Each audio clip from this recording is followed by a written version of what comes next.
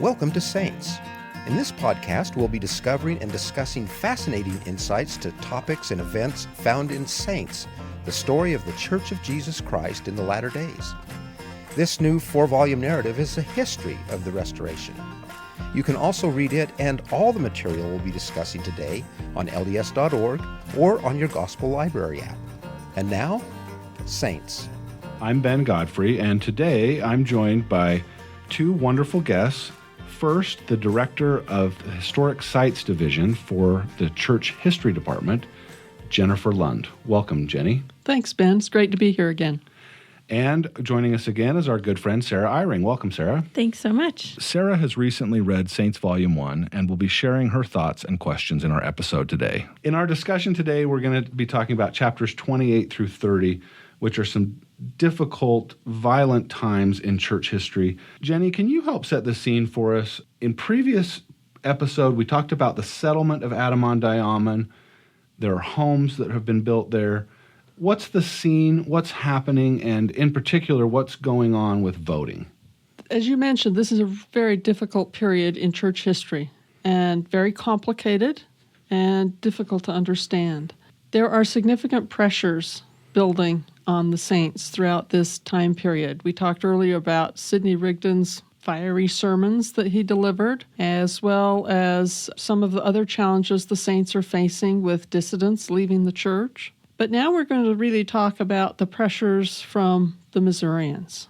And we have really two different cultures that arrive here. A group of Southerners come out of the American South that are main settlers in Missouri, Right. Northerners that are coming, main group of Latter-day Saints who are living in the area. So we have a clash of cultures, politics, economics, and of course religion are really the main drivers in this kind of conflict. And there's so many of these northern Yankees coming down to Missouri, that they just keep coming. That's right. And the saints are leaving Ohio, and they're on their way. So the Missourians, who already have these concerns about Mormons, are now seeing hundreds and hundreds of them pour into these counties in northern Missouri.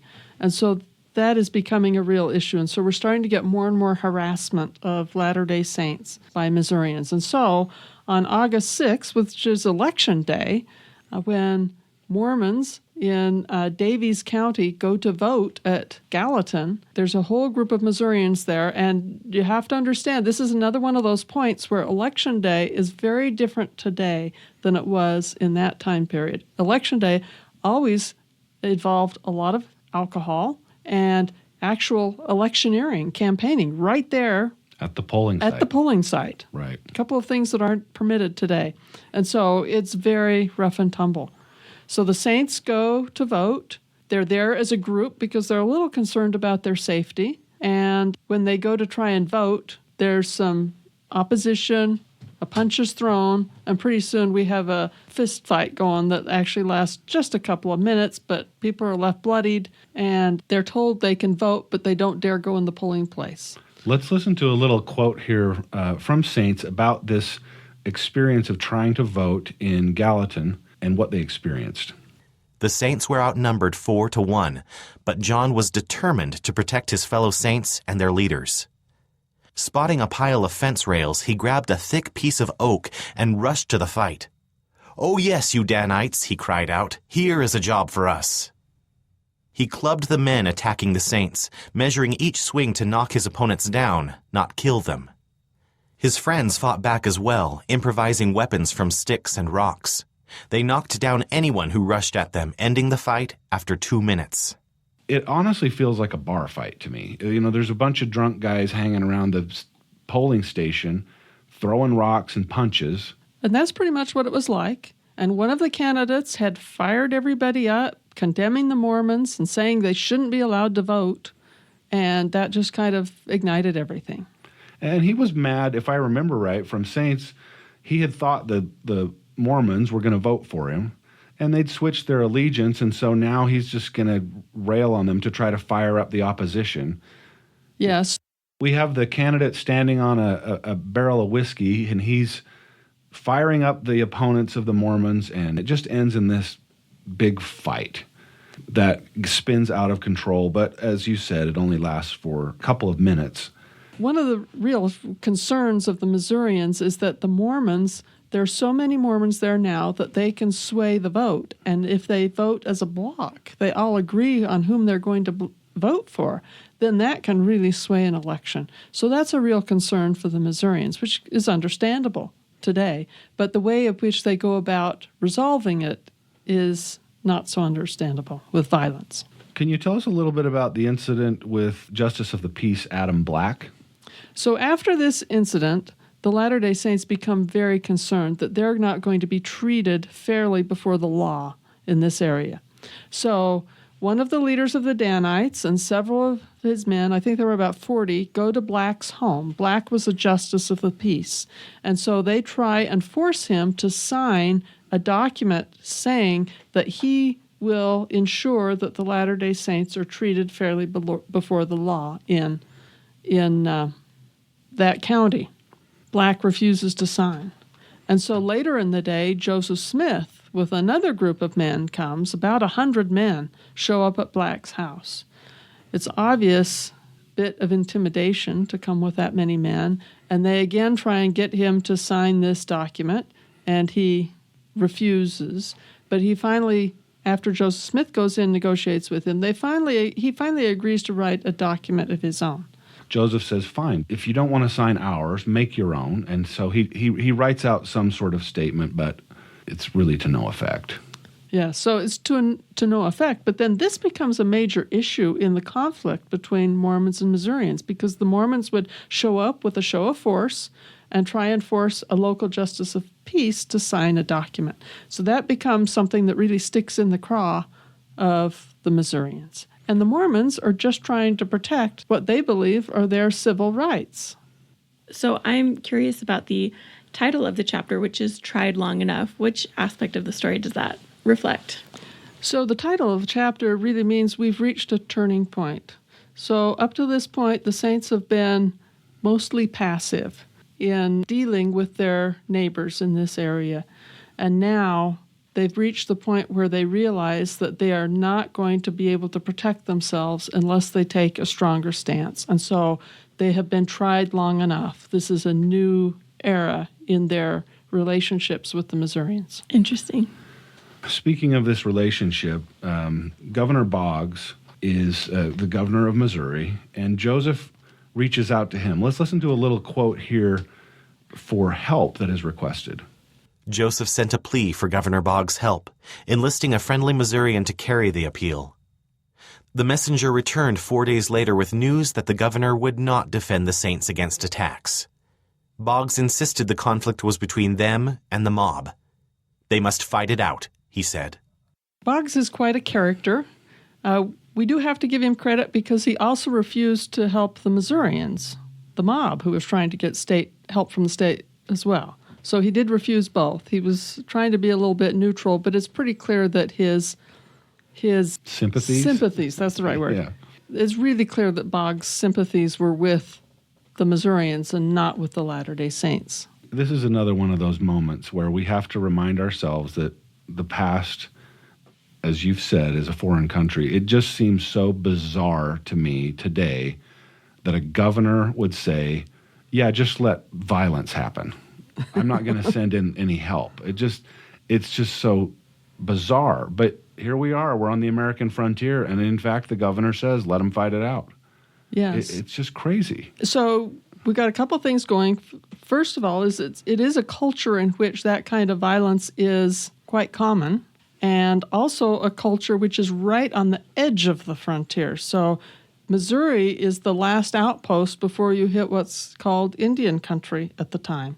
And so they are really the frontier. And they settle differences of opinion and issues with vigilantism. So when individuals take the law into their own hands to exact justice, at least in their eyes, to exact justice. And so that is really common in those frontier areas and common in the time period, common in the Southern culture group. So we see that unfolding in this case. Can you make this real for us for a minute? There's a story, it's in chapter 29, of Agnes Smith. This is Don Carlos Smith's wife. Help us understand through her eyes what this violence actually looked like. So Agnes was a young wife and mother, and her husband was away. She was living at rather a remote location about several miles from Adamondiaman. And in the middle of the night, a mob attacked her house.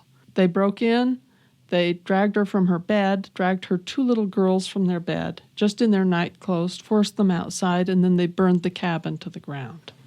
And so just in those few minutes, she's alone, her husband isn't there, and she sees everything they own burned to the ground. She knows she has to get help. The closest help is probably going to be Adamondiaman because she can see that her neighbors are also being attacked at the same time. And so she, through the night, walks with 2 little girls, one on each hip. It's cold. There's snow. There's snow on the ground. She's essentially wading through snow. And she has to ford a river or a stream, but it's deep. It's waist deep. So she has to ford that waist deep river and finally makes it to Adamondiaman and help. When I read this chapter, I think a lot of our listeners will have the same experience. This was one of the hardest in the whole book. I literally sat with tears in my eyes, just, how can you do this to this poor woman? And it's going to get worse, actually. We're not to the most difficult part of this chapter yet. Let's listen to a little quote here about what Joseph thought. The sight of the refugees horrified Joseph. In his 4th of July speech, Sidney had said the saints would not go on the offensive. But if their enemies went unchecked, what had happened to the saints in DeWitt could happen in Adamondiaman. Hoping to weaken the mobs and bring a rapid end to the conflict, the saints decided to march on nearby settlements that supported and equipped their enemies. Dividing their men into 4 units, church and militia leaders ordered raids on Gallatin and 2 other settlements. The 4th unit would patrol the surrounding area on foot. So this is difficult. We have members now on the offensive, and we're about to have something that's referred to as the Battle of Crooked River. Yes. So the Latter-day Saints do go on the offensive here. And you have to keep in mind that from the big picture, looking back, it's really the Missourians who are the aggressors. They start it, Right. but the Latter-day Saints respond. And so we get into this movement of retaliating one against the other with escalating violence. And so we reach the point of Crooked River when a couple of men, I think it's 3 men, are captured by what is assumed to be the mob. And so they're taken into custody, and the Latter-day Saints know that they're being held. And so they form a group of men to go and rescue them. And the camp is camped at a place called Crooked River. And so the Mormons sneak up on them and launch an attack. And then what ensues is what's known as the Battle of Crooked River. Remembered primarily because this is really where we first get some deaths Right. in the incident. So we have, I think, 3 Latter-day Saints and 1 Missourian who were killed in the battle, including David Patton, who is mortally wounded, and he was an apostle. The saints retrieve the prisoners, but we later find out this wasn't just an ordinary mob. No, this was a state militia unit that we had taken prisoners from. So this is going to cause even more trouble. The reports get to Governor Boggs, and, well, there's some letters that are sent from dissenters, Thomas Marsh and Orson Hyde, who send letters essentially testifying to the veracity of these stories or these exaggerations of the battle. What effect did that have? Well, the letters had a huge effect because here are 2 apostles writing to the governor to say, yes, this is true. The Mormons are resisting, and they are on the offensive, and these things are happening. Now, those 2 apostles were deeply disturbed by this, which I think we can all understand today, that when you move into this world of violence, physical violence, that this is a disturbing thing to try and deal with. But Joseph sees this as a betrayal by those 2 apostles, that they would send this letter. And the governor sees it as absolute evidence that this is true, and he is going to have to take some action. He's finally going to be forced to move his hand. Well, and the reports that have reached him are claiming 40 or 50 lives lost, and he takes the letters, as you said, as proof that this has happened, even though it actually has not happened. You can feel this spiraling out of control. So following the Battle of Crooked River, it became clear to Governor Boggs that he was going to have to do something. And so what he did was he issued what is known today as the extermination order. Now, that's really violent language to us today. It was used more commonly in that time period, particularly when it came to removing Indians.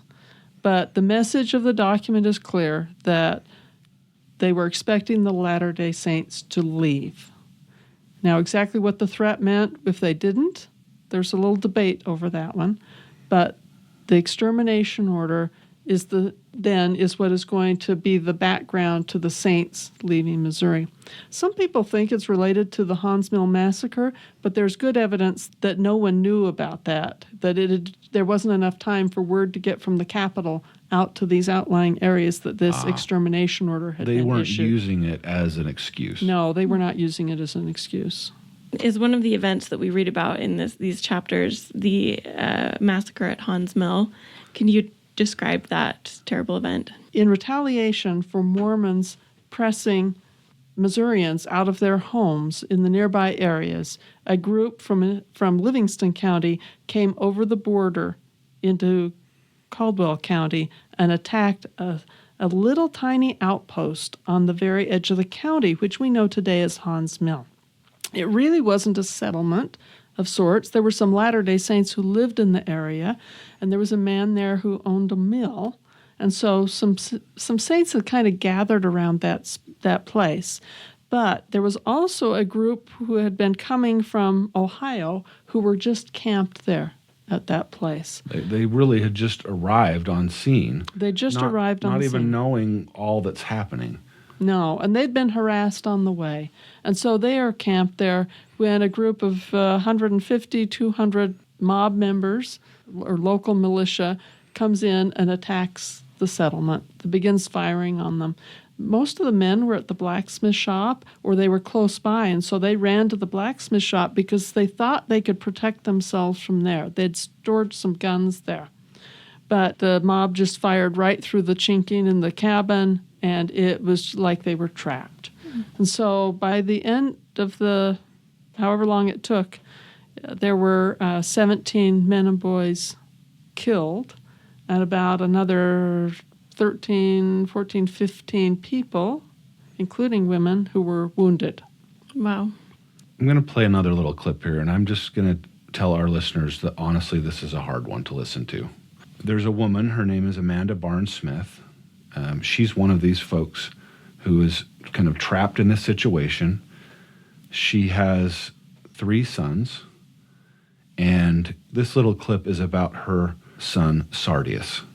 Another man spotted Sardius and dragged him outside. He shoved the muzzle of his gun roughly against the 10-year-old's head and pulled the trigger, killing him instantly. One of the mob turned his head away. "It was a damned shame to kill those little boys," he said. "Nits make lice," replied another. It's just horrific. The Missourians have turned the Mormons into non-human. They're just vermin to be killed. It just breaks your heart. It's brutal, and those boys were really killed in an execution style. It's a very chilling story. But I think out of that same story comes this kind of incredible story of hope. Because Amanda Barnes Smith, who told her story many times later, for her it becomes a story in which her faith is affirmed through the most difficult and trying circumstances, because her husband's killed, Sardius is killed, and another son is terribly wounded. Alma is this other son, and his hip is blown away. Yes. He can't move. As we learn in the story, she sort of drags him to their tent that's been destroyed. The mattress is ripped apart. She lays down some clothes. She gets him laid down and she makes lye to clean his wounds, which must have been excruciatingly painful. And eventually he falls asleep, passes out more likely from exhaustion. That's what I'm thinking anyway. Let's listen to another little quote here from the book. When Alma regained consciousness, Amanda asked him if he thought the Lord could make him a new hip. Alma said he did, if she thought so. Amanda gathered her 3 other children around Alma. "O my heavenly Father," she prayed, "thou seest my poor wounded boy and knowest my inexperience. O heavenly Father, direct me what to do." And what does Heavenly Father direct Amanda Barnes-Smith to do? Amanda is given the knowledge that she should use the root of a elm tree. And so she sends her other son out to find some root, which he brings back, and she grinds it up, and she makes a poultice that she inserts in the wound, and then wraps it up and cares for Alma. This takes a long time, but over time, his hip is healed, and he's able to walk and to dance and to do everything that a boy would need to do. I think it's sweet that even in the midst of these terrible, terrible circumstances and this persecution and suffering, that of course heaven is still mindful of the saints and doesn't leave. And when in this story Amanda asks for help, she does receive it. And it's hard to read these chapters and not wonder, where was Heavenly Father and all this? Why would he let that happen? But there must have been some purpose to it because, like I said, it seems that he is there. Yeah, I don't know if there's a purpose to it, but there's always the comfort and the support in the aftermath of something that is so horrific. That's a great point. So we often focus on the story of the healing of Alma. Of course, the goods of these people had been plundered, and cattle and horses were stolen in the whole fight. And so she knows she needs her horses to get out of there and to get to Far West. And so she has the courage. She's just got like a backbone of steel. And she goes to the man who stole her horses and demands her horses back. And she just takes them and leaves. And he lets her. Wow. She's an incredible woman. And I am so grateful that through Saints that we were able to meet her and learn about her in this story. And I hope our listeners out there are also enjoying being able to meet these people, these real people that made up our past, our shared heritage. When I think now, and I read in the New Testament about Christ's teachings of having the faith as a little child, I will never think again of that story without remembering Alma Smith, because he had that faith. And I hope that we all can, in fact, learn from these incredible lessons, these incredible people in our past. Thank you so much, Jenny, for being with us here today, and thank you, Sarah, for joining us. Thanks to all of you out there for listening. This has been the Saints Podcast on the Mormon Channel. I'm Ben Godfrey. Thank you for listening. Thanks for joining us today for Saints. And don't forget to read more of this historical narrative on LDS.org or on your Gospel Library app. Join us again for our next episode, where we'll once again discover fascinating insights of church history found in Saints, the story of the Church of Jesus Christ in the latter days.